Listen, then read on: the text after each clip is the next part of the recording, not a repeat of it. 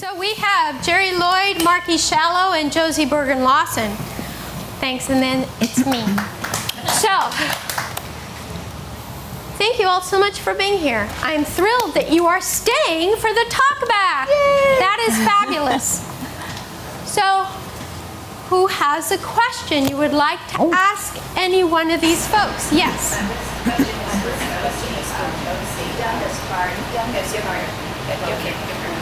Different venues. How is this different? I mean, in terms of the set and oh, wow. Why don't you repeat the question? Yes, she asked how this production differed from the other two productions I did in Atlanta 9 years ago. It's much more complex. It's there's a lot more visual stuff going on. The stage is bigger.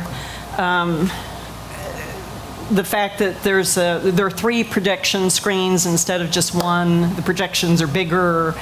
I think the director is cooler. I think this is the most dynamic and interesting of the 3 productions that I've been a part of. So I'm very, very proud of this. So. Yay. Wonderful. Great question. Thank you so much. Another question. This is your chance to dialogue with these. Yes, Muhammad. What's your favorite thing about Georgia O'Keeffe? Oh my gosh. Fierceness. She was fierce. She was just fierce. She never let anything keep her down. She contracted typhoid when she was in New York. She got sick many times, but she didn't let anything stop her. There's a quote from her that I love. She says, I have been afraid. Remember, she says, you know, I'm afraid all the time now, but I will never let it stop me. What she actually said was, I have been afraid every day of my life, but I have never let it stop me, which I think is just amazing. I think she's my role model. I adore her. So. Great, Josh. Marky, what motivated you to write this?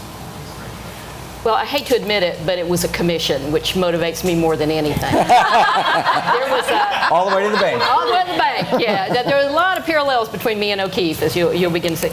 But an Atlanta Irish Theater Gale, asked me to write it because she was Irish, which actually I did not know. And they, write a one-woman show about O'Keeffe, and I'm like, that's the lady that paints the big flowers, right? No. But the more I dug into it, the more incredible she became.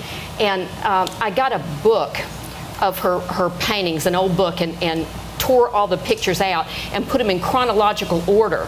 And you can just see the change in her and see how much, not only she changed, but how much she changed art. And, I say that as somebody, I'm certainly no art scholar, but I defy anybody not to look at those paintings of a pelvis and the moon and not go, oh my God, oh my God. And then somebody sent me the picture of her on the back of a motorcycle. And that was it. That, and when I read that when people knocked on her door, she mooned them.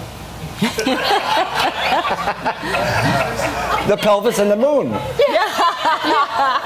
that's very good. Ba-dum-bum. Great. Other question? Yes. Mr. Director. I'm his wife. I'm curious, what's your approach, how your approach to this piece differs from your approach to Red? Great question. It is a good question, and if you don't know, that one of my biggest challenges was that I was directing 2 pieces at the same time. Something that I'm glad I did, and I will never do again. Anyway, back to your question. My approach to this, I don't think it was really any different. What I always want is to find the most honest and organic thing that starts from the text, and I just want it to be honest. And sometimes you have to be very, at least my approach sometimes is very technical and very mechanical in the beginning, so that at least you have a map to follow, and then it smooths out, kind of like a stick figure turns into a nice painting, I hope. So I don't think the approach for me was any different. The variables are different.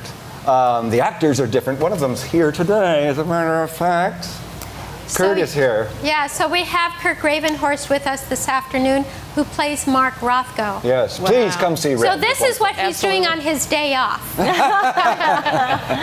that to say, he actually has never seen Red because he's in it. It just points out the value of having both experiences of Red and O'Keeffe. Going, it's not really about the approach, but I must say that it was interesting to me to do these plays because I also didn't know who they were. I mean, and it wasn't uncommon with the people that I've said or told about these plays that Mark Rothko seemed to be less familiar than Georgia O'Keeffe, at least by name. Mark Rothko, don't know who that is. And then you see a painting of his, and oh, that guy. And a similar thing happened with Georgia O'Keeffe, although her name was more familiar to people. But again, when people didn't know her name, then they saw one of her paintings, and then they understood because they have a calendar in their kitchen. But for me, it's always wonderful because you always learn something in any project that you do in theater. Whatever capacity you're in, you always learn something. And I learned so much about these two artists and their fierceness and their passion, and also one of the things that's tragic, definitely tragic in Rothko's case, and in a way tragic with O'Keeffe, is that people, I don't know if they ever understood or thought that people understood them. Because people wanted to put their thoughts onto what they're painting for. So it's just wonderful to have learned so much about these artists. Now I have that information. Scott? Yes. Jerry, why did you not include the image of Fifth Avenue Winter when O'Keeffe talks about that? Why didn't we include that? There's been so many. I'm Josie's husband, by the way. Yes, it's Josie's husband. I don't know. I actually can't answer that right at the moment. We went through a lot of changes, right? And at times drove Josie crazy. Oh no, that was something we used to do. So okay, forget that. And a lot of changes with the images as well. Actually, this one was what I think was the last change. Josie sent me this. Initially, we had. Like at the beginning of the play, we had this image in the back on all three screens, and then Josie sent me this picture very close to opening, and we got to change it. It's just wonderful. Here's this woman who lived to 99 years old. I'm not sure if she's 99 there, but she lived to 99 years old, and if you can't see from where you're sitting, her eyes are so full of life. It's amazing. But going back to your question, there was a lot of changes, and things got cut, and that may have even been it, and at one point we got cut. And there was something that we had, and I didn't even talk to you about this, the playwright. We had trouble, we couldn't find everybody. I have a lawyer. There were some images we actually couldn't find. Yeah. And one of them was referenced in the script. What was it called? The heart one. Oh, Bleeding Heart? Bleeding Heart. Yeah. Oh, the Bleeding Heart was the bane of our existence for a while because we were trying to find an image that would match that, and there just doesn't seem to be one, right? Right. You look up Bleeding Heart on the internet, and a Bleeding Heart flower comes up. Yes. And that's Bleeding what Heart was there. O'Keeffe. If you just look up Bleeding Heart, who knows what you're going to get? Yeah. Oh, good. Yeah. Good point. But her painting of a bleeding heart flower, and it was just like I kept saying, "That's not it. It's a cross," and it couldn't be found. The one that she called Bleeding Heart, we couldn't find it. But I love the one that. So we replaced it with I agree. Black Cross and changed the line to Black Cross. You'll be hearing from my people. No, I thought it worked great. Good. So, Mark, did you specify paintings for your script? Yes, and that's because I think there are definite paintings that show and drawings that show changes in her. I think you have to see the charcoal drawings to see what Stieglitz saw. And how she stripped everything to the bone, and he saw the beauty in that at a time where maybe that was a little bit difficult to do, especially coming from a female. and the bands of color. I think you have to see where she saw it as pink and blue and music, and she actually had a specific song that she listened to while she painted that. So when Stieglitz removed the color and made it all about shape, it was still beautiful, but it added something that she didn't want there. and it changed it. Yeah. You know, it changed it. I think you have to see, you know, her going from the florid painting, the florid flowers to the crosses, see she's getting more and more spare, then, you know, go into the beautiful hills and then the bones, and, you know, you just see her stripping more and more away, you know, like her great teacher taught her, you know, cut a hole in a piece of paper, look at it, what do you see? It's the difference between making something pretty and painting what you really see and really feel. And I think she's enormously brought that forward in painting, in my opinion. You know? Nice. Yes. If I may, I have a comment. I was fortunate enough a few years ago to go to Santa Fe, New Mexico, and to go to the George O'Keeffe Museum. And then with a friend that I went with to drive through the hills and mountains to house. And I was just so moved, and I could see how she was moved. Yeah. It's like I kept saying, every time I see another mountain, it's like a sculpture. You know, Right. I remember the mountains from this. It was really inspiring. And this is just added now to, you know, my information about her. Thank you. Nice. Thanks, Stephanie. The language that George uses in the play to describe her own work is so evocative and poetic. Is that your language, Marky, or was there writings of George's that you based that on? There's a lot of her in there, and then it's, gosh, I guess about 50-50. You know, you try to, there are very few things in the play that are actually made up. It's all based on real things. But some of it are her words, and then some of it is what I think of as almost like dictation. The language in this play is different than other plays I've written in that it's staccato. You know, it doesn't have, she wouldn't say, I am thinking this and I'm going to tell you now. She'd say, this, now, you. I mean, she's like that. That was kind of how she sounded to me. You know, and a lot of the things she said really were very profound, you know. She really did say that she believed God gave her that mountain because she painted it enough. And I believe she thought that God gave it to her rather than to the Presbyterians. Yes. This is sort of just a comment, but as a playwright, have you lived in New Mexico? I have not. So the question is, I have as a not. playwright, have you lived in New Mexico? Thank you. You paint your words beautifully. Thank you. Did you work with the artist who portrayed her today?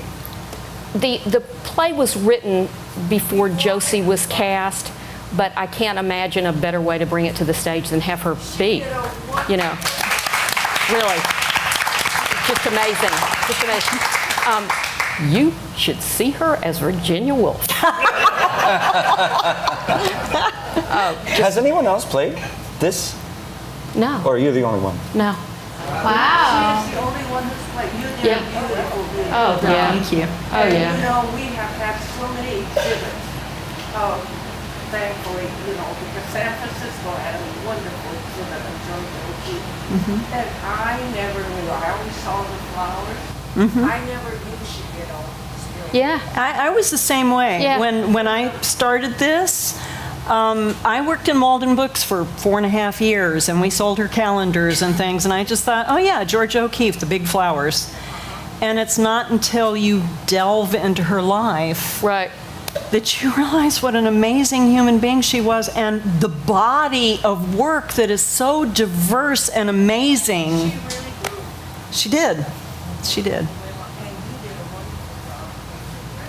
Yes. Thank you. Oh, I agree. I'm sorry? It's very difficult for you to be the only one on stage. Oh, though. yeah. But you know what? I'm not alone. I have you. Seriously, it's the audience is my scene partner, and your feedback is you give me energy and I give that Very back, true. and that's a beautiful thing. Come because I love George O'Keeffe's work. Well, I agree. It's talk not to over your yet. friends. Spread the word. Talk to your friends.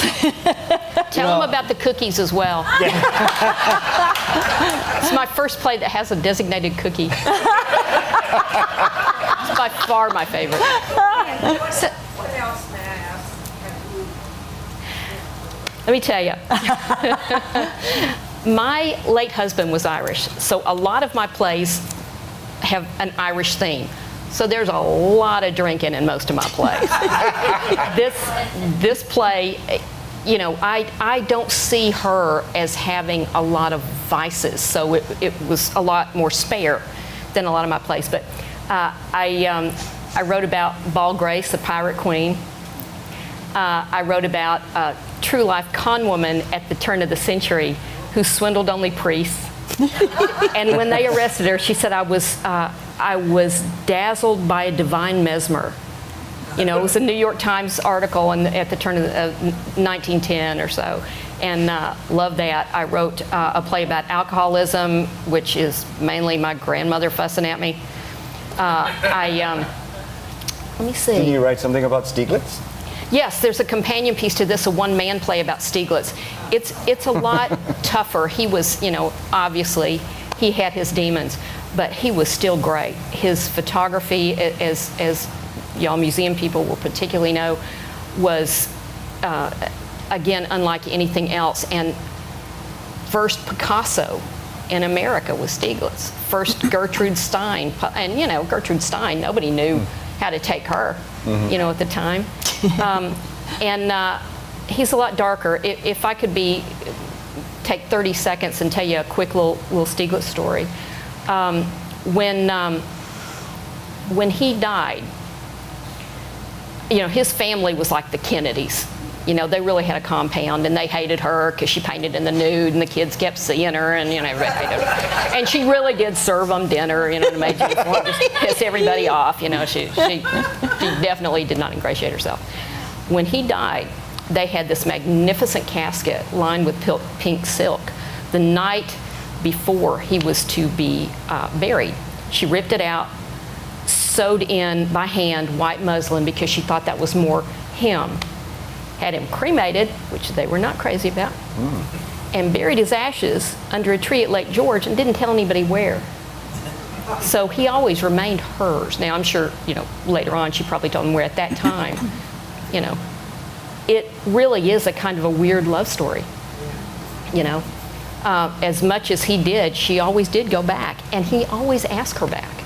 The lady that he took the other nude photographs of, she was incredibly sweet, and oh, there are all these letters that she wrote him about how wonderful Stieglitz was, and yet he always came back to her. You know? So now I have a question for you folks. If you were to describe this play, your experience with it today, what one word would you choose? Go ahead and just... Mesmerizing. Mesmerizing. Immersed. Immersed. Excellent. Vibrant. Enlightened. Educating. Educated. Say again? Poetic. Poetic. Engaging. Engaging. Anybody else? Visceral. That's a great word, isn't it? And that's a great word also to describe red. Great. Any other words you'd like to offer out? If you were going to tell somebody a word for this experience, what would... I've probably heard this more than any other human on earth. It still gives me chills. I get tears in my eyes at the end of this. I have heard this 100 times, 150 times. Do that to you, dear. Nice. Me too. I still get tears. Me too. Me too. Well, lovely, lovely. So very personal, engaging. Well, with that, we all thank you for staying, and let's thank Jerry, Marky, and Josie.